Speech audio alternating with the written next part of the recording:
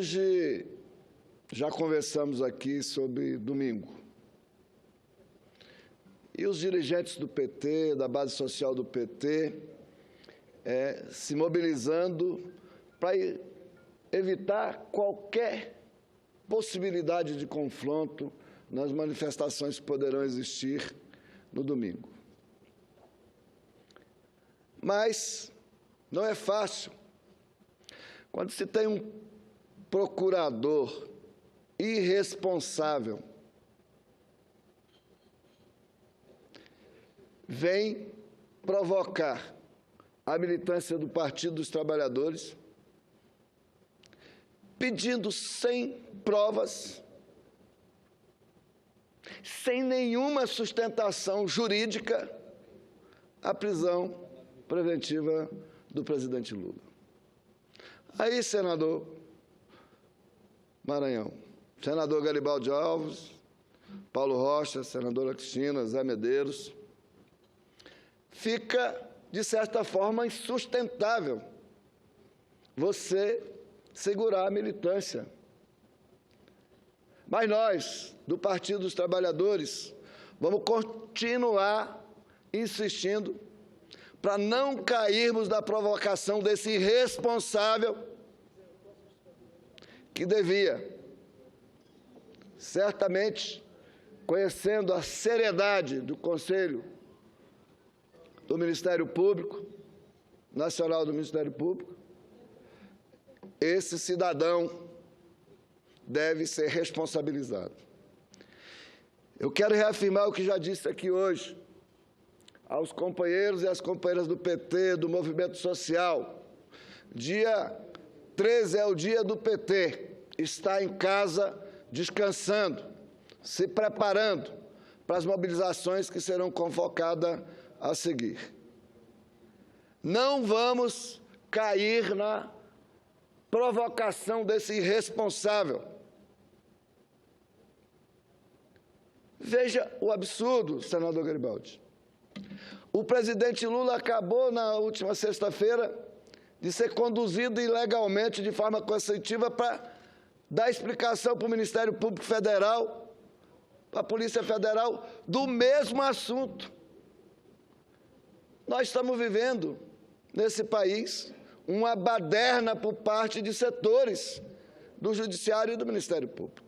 Mas, nos judiciários tem homens e mulheres, no Ministério Público tem homens e mulheres responsáveis, cidadãos e cidadãs dignos e dignas de estar onde está. Não esse, lá do Ministério Público do Estado de São Paulo. Mas não me inscrevi para falar sobre isso. Me inscrevi, senhores senadoras, senhoras senadoras, senhores senadores, para dizer... Senador Donizete, queria aproveitar este momento e fazer uma parte. Concedo a parte. Como líder do Partido dos Trabalhadores, já que você vai entrar no seu discurso uma outra situação, mas queria, como líder do Partido dos Trabalhadores, da bancada do Partido dos Trabalhadores aqui no Senado, queria colocar a posição do Partido dos Trabalhadores. É claro que o nosso país vive um momento muito difícil, com os problemas econômicos graves, que o governo está tentando buscar saídas para poder enfrentar estes problemas internos, mas como uma consequência da grande crise econômica que já se alastra há muito tempo pelo mundo afora. E o que está acontecendo no nosso país, que há uma polarização política entre aqueles que estão no poder e aqueles que perderam as eleições recentes de 2014, que não aceitaram a derrota e buscam, através de factoides, através de criminalização da política e através de leituras autoritárias de setores do judiciário e setores provocados por setores do Ministério Público, que seleciona, né, um processo de investigativo que está através do Lava Jato, para combate à corrupção, onde também nós estamos a favor, mas tenta, a partir disso, criminalizar a política, os políticos e principalmente aqueles que estão no poder. Então, vem num processo, inclusive, seletivo de criminalização e colocando em xeque a questão da democracia do nosso país.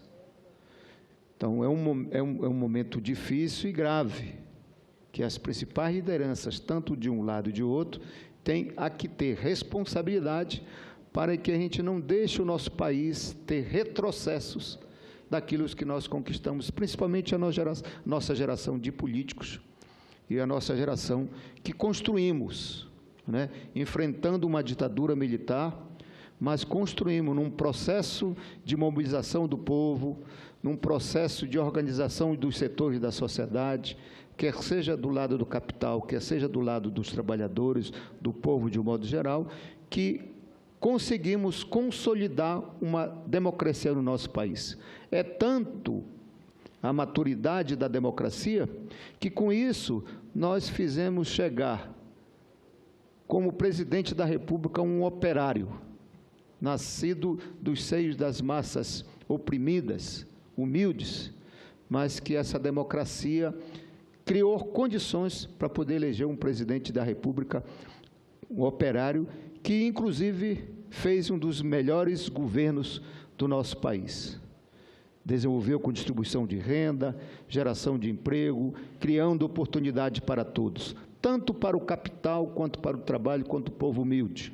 Fizemos verdadeiras revoluções, por exemplo, na educação, criando oportunidade para todos. Hoje nós podemos, aquela visão elitista do passado ficou para trás, porque hoje nós podemos dizer que o filho do trabalhador, o filho do negro, o filho do operário pode ser doutor, dadas as condições como nós governamos este país.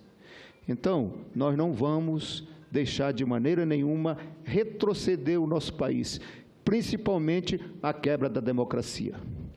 Então, estes setores, como promotor de São Paulo, tomaram uma decisão, aliás, já teria sido anunciada antecipadamente através de uma grande revista, que mesmo antes do companheiro Lula depor, ele já anunciava este processo coercitivo e agora pedindo a prisão preventiva. Isso é uma provocação grave, uma provocação que está chamando esta polarização para as ruas. O que eles querem é provocar forças de direita, querem encontrar uma justificativa para ampliar o golpe, para ampliar a possibilidade de uma intervenção mais dura no nosso país. Nós não vamos deixar. Por isso, senhor presidente, aqueles que estão nos ouvindo, é dizer para a nossa militância que nós temos que ter serenidade, firmeza ao ir para a rua na defesa da democracia e do nosso governo, mas, ao mesmo tempo, não cair na provocação de setores de direita que querem encontrar uma culpa para criminalizar mais ainda aqueles que estão dirigindo bem o país. Obrigado, senador Paulo Rocha. Quero incorporar no meu discurso o seu pronunciamento. Dizer, senador Paulo Rocha, ainda para concluir essa fase, nós temos uma inflação menor do que a 2002. Nós temos uma taxa de juros 10% mais baixa do que tínhamos em 2002. Nós temos uma reserva cambial 10 vezes maior do que tínhamos em 2002.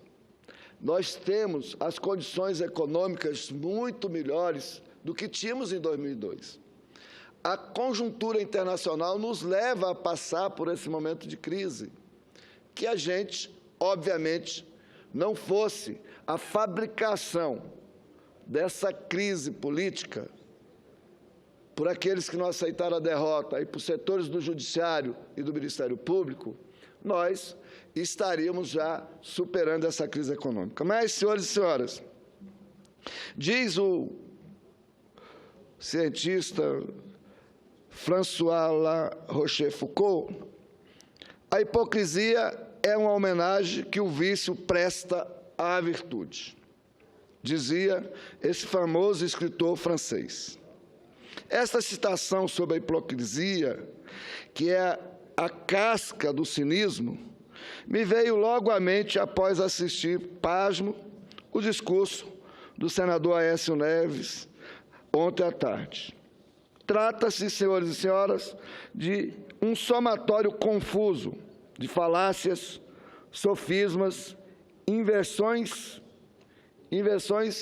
e invencionices, que faria corar o próprio barão de Massachusetts, célebre por suas narrativas inverossímeis. Mas a hipocrisia é mesmo a homenagem que o vício presta à virtude. O discurso inflamado do candidato derrotado e inconformado constitui-se na maior homenagem que os golpistas poderiam prestar ao Partido dos Trabalhadores e ao seu governo. Basta inverter tudo que se chega à verdade. É só transformar as ofensas raivosas que ele faz ao PT em injustos ataques,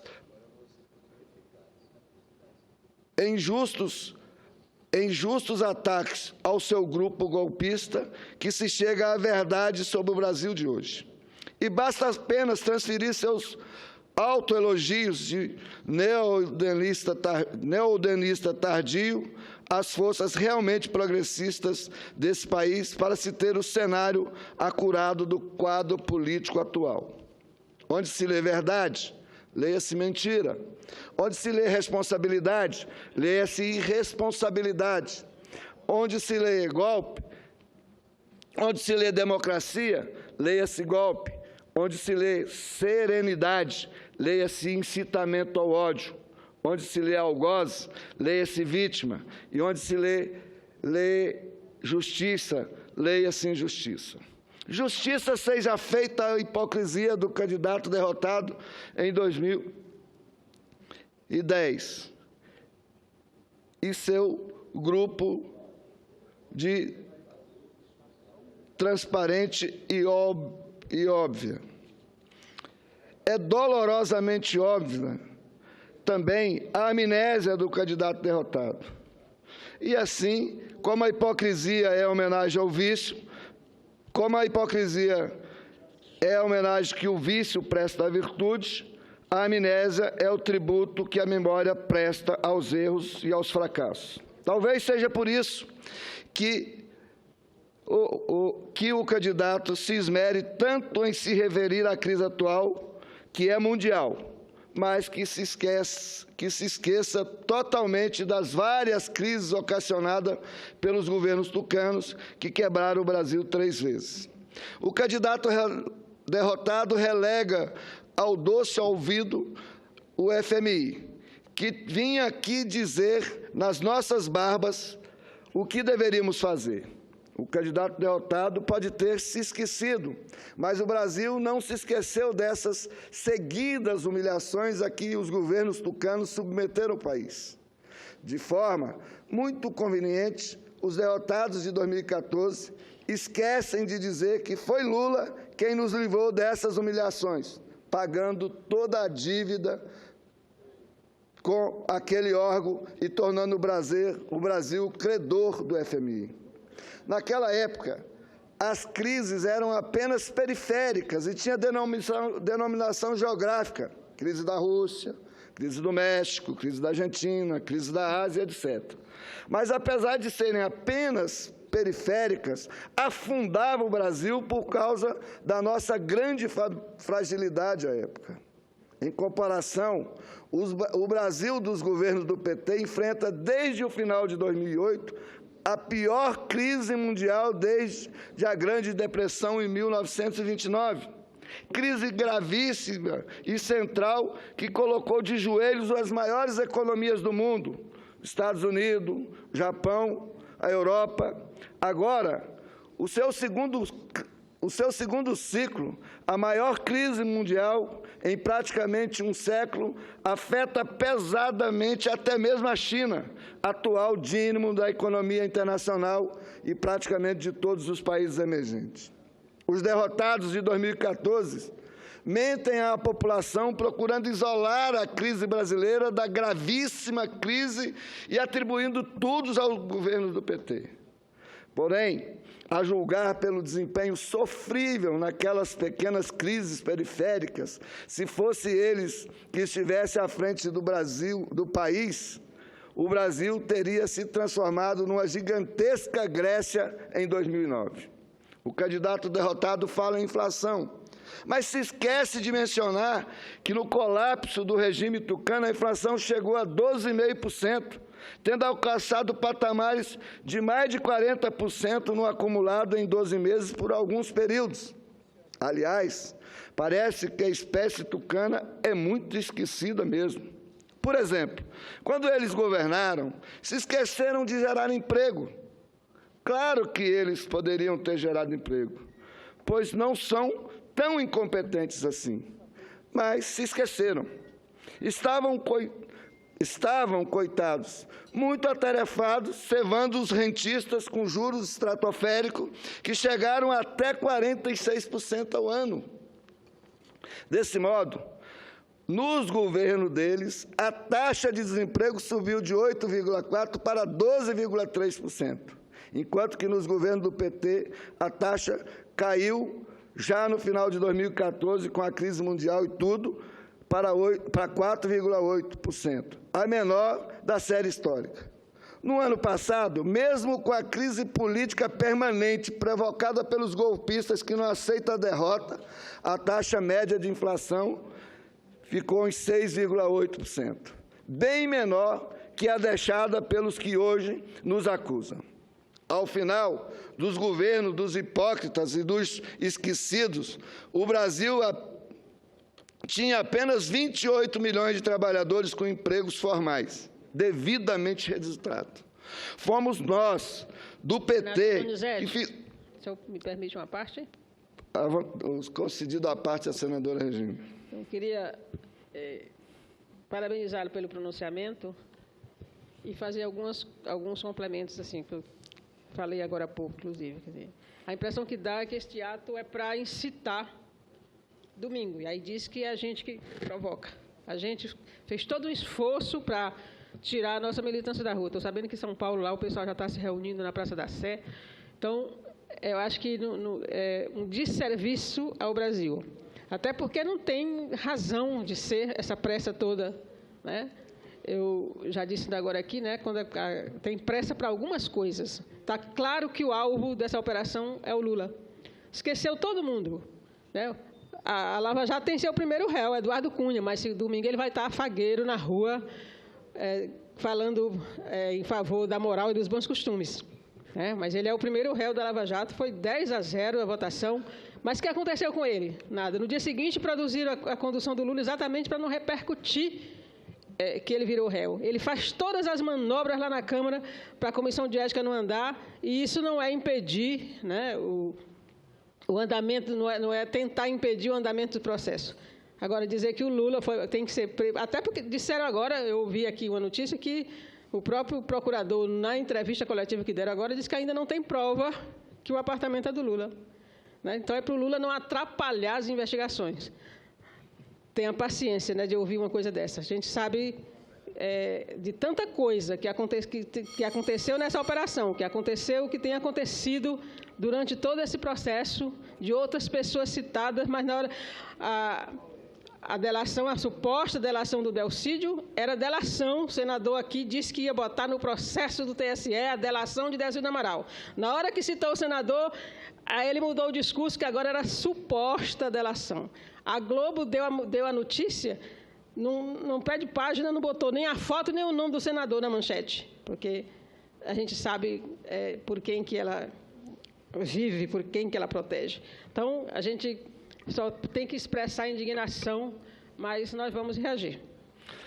Obrigado, senadora Regina. Senador Donizete, senador Garibaldi. Permite, antes que Vossa Excelência retome o discurso, eu também queria dizer da minha preocupação, da nossa preocupação. Sei que estou interpretando aqui o pensamento de senadores que veem nisso tudo realmente uma provocação, porque numa véspera de manifestação, essa decisão poderá ser confundida com uma decisão já da Justiça.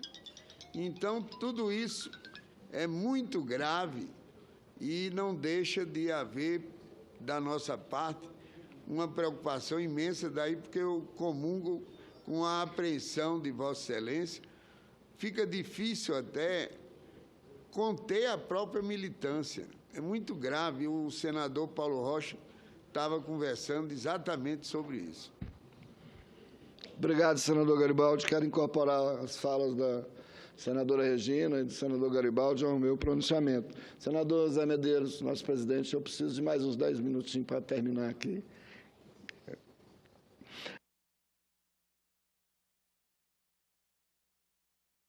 Subir para cerca de 50 milhões de trabalhadores empregados formalmente, já em 2014. Fomos nós, do PT, que geramos cerca de 22 milhões de empregos de boa qualidade para os brasileiros. Mesmo com a queda no ano passado, ainda temos um saldo positivo enorme. É que nós, do PT, não esquecemos do povo. Se esqueceram do povo também, se esqueceram também do salário dos trabalhadores. Na sua gestão, os golpistas, que hoje fizeram a participação dos salários no PIB cair de 35% para 31%, mas nós, o governo do PT, fizemos subir para 40% em 2013, hoje em 39%. Se esqueceram também de combater a pobreza e a desigualdade, assim, nos tempos dos derrotados de 2014, o coeficiente de Gini, que mede a desigualdade social, ficou estacionado em torno de 0,6. Em contraste, nos governos do PT, esse índice baixou para menos de 5%, em apenas 10 anos. Nós, do PT, tiramos 30 milhões de pessoas da miséria e colocamos 42 milhões de pessoas na classe média, apesar da oposição deles aos programas sociais. E eles se esqueceram. Eles se esqueceram de um monte de outras coisas. Se esqueceram de criar escolas técnicas para os jovens no Brasil. Não fizeram uma só. Nós fizemos 422. Se esqueceram de abrir portas das universidades para os afrodescendentes e pobres. Nós não. Nós fizemos. Esqueceram de ampliar as vagas nas universidades públicas. Nós duplicamos. Esqueceram de construir casas para os brasileiros. Nós já quadruplicamos o financiamento habitacional com Minha Casa Minha Vida e já demos um teto para mais de 3 milhões de famílias necessitadas. Se esqueceram daqueles que não tinham médico, mas nós levamos um mais médico. Apesar da oposição deles, cerca de 60 milhões de brasileiros hoje têm serviço de saúde. Senhor presidente, senhoras senadoras e senhores senadores, eles são tão esquecidos que esqueceram até de acender a luz. Com efeito, foi no tempo deles que faltou energia no Brasil. Culparam o estresse hídrico, mas o governo da presidenta Dilma passou por o maior estresse hídrico desse tempo e não deixou faltar luz.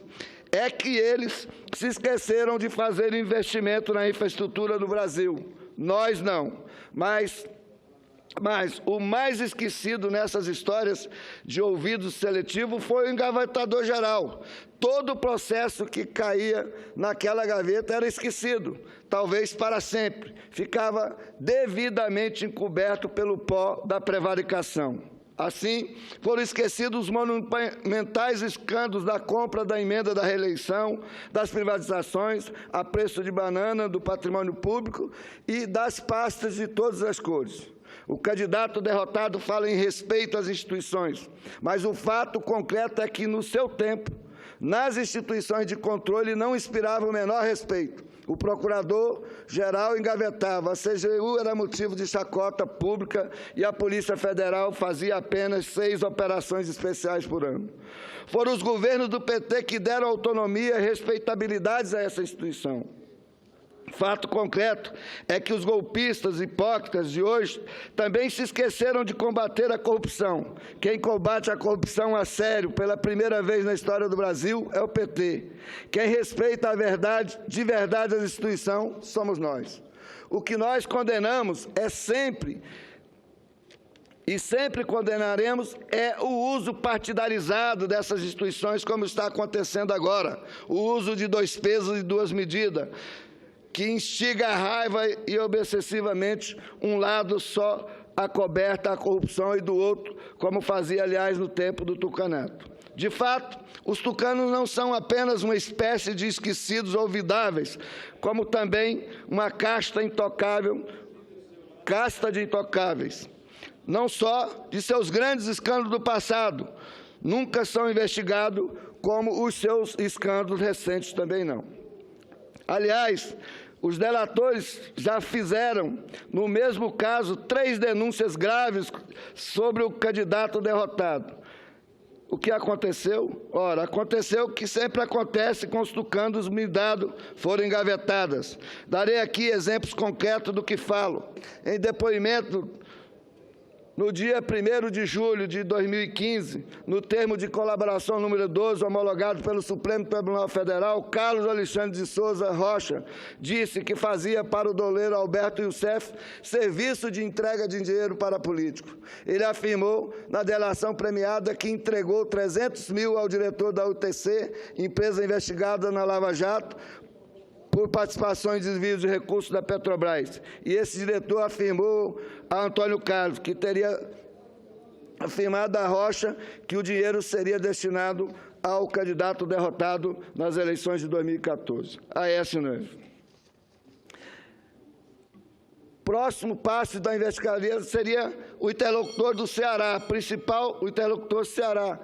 A principal testemunha identificada como Antônio Carlos da Augusto Miranda, diretor superintendente da UTC no Rio, que foi dispensado do depoimento, que não foi ouvido, porque denunciava os tucanos. É impossível não questionar o porquê de não ouvirem quem poderia esclarecer sobre essa entrega de dinheiro e confirmar o teor da delação. O Ministério Público deve uma explicação à sociedade porque arquivou sem confirmar o que poderia ser indício de crime, porque o indiciado seria o senador candidato às eleições derrotado em 2014. Há um rosário de coisas a ser dito aqui, mas vou caminhar para a conclusão, senador.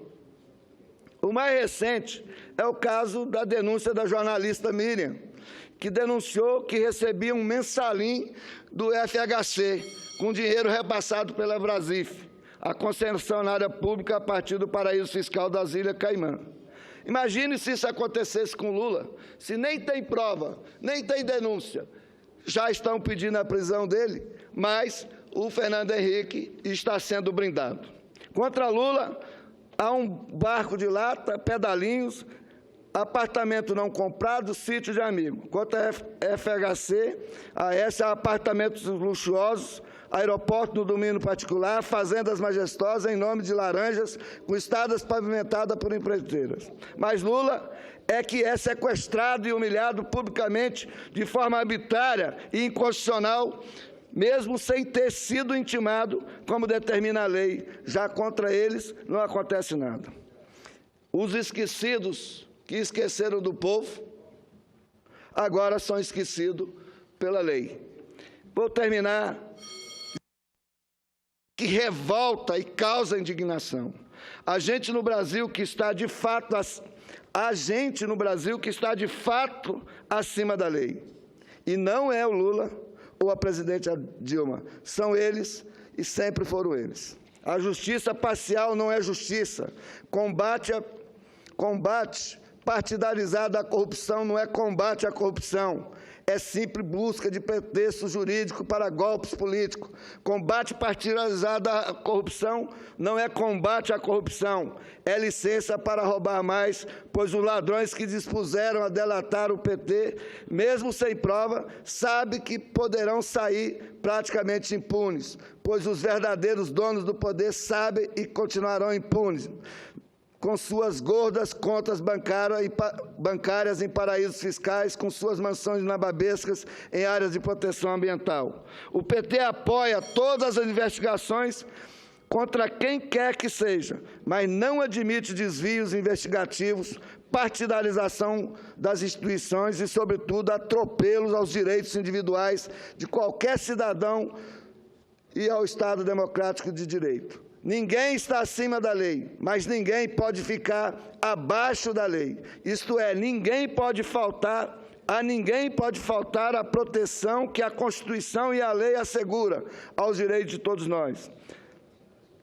Fala-se de responsabilidade. Quero dar por lido aqui, para não criar mais problemas para os nossos oradores, mas, para concluir, senhor presidente, um dia me disseram, eu perguntei o que é inveja, e me disseram, Donizete, inveja é o sentimento da pessoa que é chamado de invejoso, que quer ser o que você é, para te destruir. O sentimento da oposição, que não teve mais competência para ganhar a eleição, não teve competência para governar, e não vai ter competência para dar o golpe.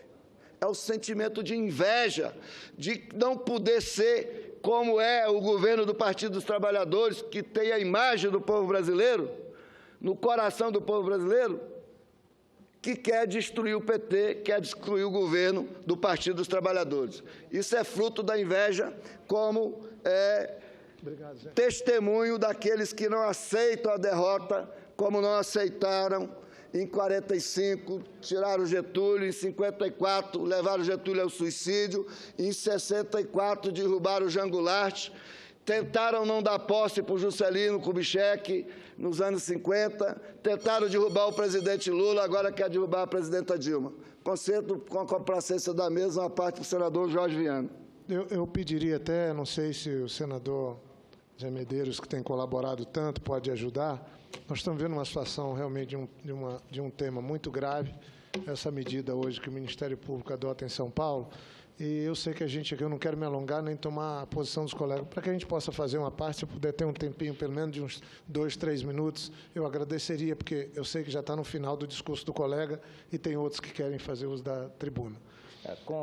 Senador Jorge Viana, com o maior prazer, só pedindo que não seja muito longo, porque o senador... Sem dúvida, eu sei que tem voos, tudo, hoje é um dia, mas, senador... Com a palavra, senador Jorge Viana. Eu só queria me associar também ao senador Donizete, aos colegas que apartearam, e falar que é muito estranho, mas é muito estranho mesmo, essa medida adotada pelo Ministério Público de São Paulo. Não quero fazer juízo, porque o Ministério Público é parte da vida democrática do Brasil, tem que ser respeitada na sua essência. Mas o que consta é que esse membro do Ministério Público, ele anunciou na Veja, revista Veja, tudo o que está acontecendo, o enredo dele, a narrativa do que faria. E o que eu lamento é que esses mesmos se calam diante do assalto que está tendo em São Paulo. Agora mesmo, 1 bilhão e 800 milhões, pelo menos suspeita de desvio de dinheiro dos trens de metrô de São Paulo. A merenda escolar. E aí pega um ex-presidente, presidente Lula, que não se negou a prestar esclarecimento, atinge a sua esposa, os filhos, netos. E eu lamento que essa medida, que atende a um enredo anunciado na revista Veja, agora aconteça há 3 dias de uma anunciada manifestação popular convocada pelo PSDB, convocada pelas oposições. E se a gente tiver um cadáver ou vários. E se nós tivermos sangue por conta do enfrentamento? Eu não estou prevendo isso porque eu quero paz no meu país. Quem estava prevendo isso era o ministro do Supremo Tribunal Federal, ministro Marco Aurélio Mello, que é um dos poucos que teve a coragem de falar contra a arbitrariedade de condução coercitiva do presidente Lula, que ocorreu uma semana atrás. Uma semana depois. Outro Ministério Público, não é mais o federal, agora é de São Paulo, lança uma medida dessa, perto de um fim de semana, à véspera de uma manifestação que os partidos de oposição estão querendo e vão realizar. É democrático isso, é direito de quem não gosta do governo, quem quer reclamar e protestar. Mas fica comprovado que nós temos uma ação orquestrada, uma verdadeira caçada ao presidente Lula e sua família. Só que isso atinge a milhões de brasileiros.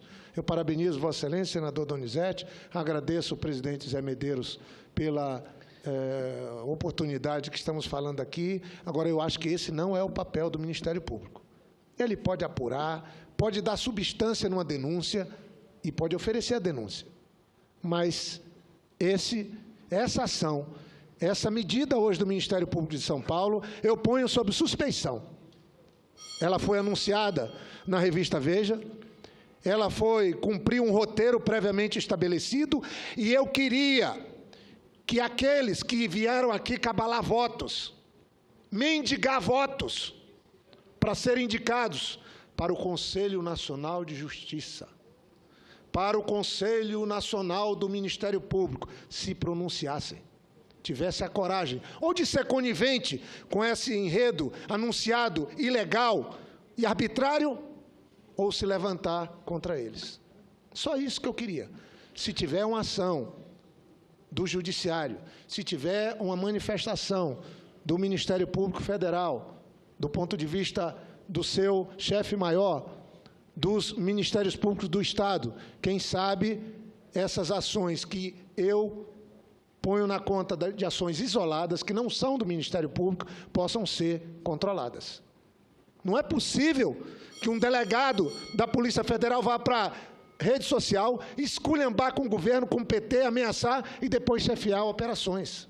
Não é possível que um membro do Ministério Público de São Paulo vá para a revista Veja, esculhambar com Lula, com o PT, anunciar o que vai fazer, sem ter nem iniciado a investigação e sem ter nenhum elemento reunido. Isso é uma ação fora da lei, e quem age fora da lei tem que ser penalizado. Por isso que eu espero, sinceramente, que justiça seja feita. Vamos esperar a decisão da Justiça para corrigir a injustiça que foi praticada contra o presidente Lula em São Paulo hoje. Obrigado, presidente Zé Medeiros, e parabéns, senador Donizete, pelo pronunciamento. Bom, para concluir, obrigado, senador Jorge Viana, quero acrescentar a sua fala ao meu discurso. O senhor lembrou bem, nós temos um profundo respeito pelo Ministério Público, mas agora é preciso que o Ministério Público se dê o respeito, porque nós sabemos que essa não é e não deve ser e não pode ser uma atitude do Ministério Público instituição. Ela é a atitude de um irresponsável que quer aparecer para os faróis dos meios de comunicação. Se houver alguma agressão, se houver derramamento de sangue, que esse cidadão seja responsabilizado para pagar como criminoso pelo que ele está fazendo hoje. Essas são as minhas palavras de indignação, mas termino pedindo para o Partido dos Trabalhadores, para a militância. Dia de domingo, dia 13, é dia de descansarmos, nos prepararmos para ir para a mobilização que o PT e os movimentos sociais vai convocar. Não caiamos, companheiros e companheiras, na provocação desse responsável que está à frente do Ministério Público.